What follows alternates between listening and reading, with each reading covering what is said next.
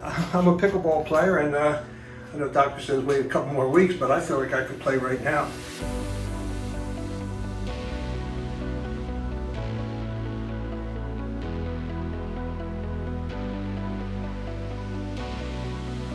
When I was finished the operation, I was able to walk home.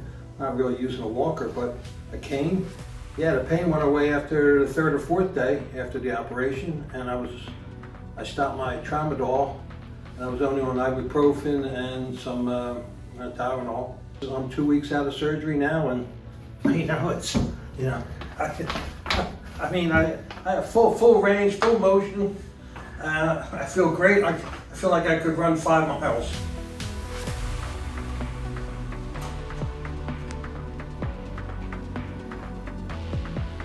Good, come on back.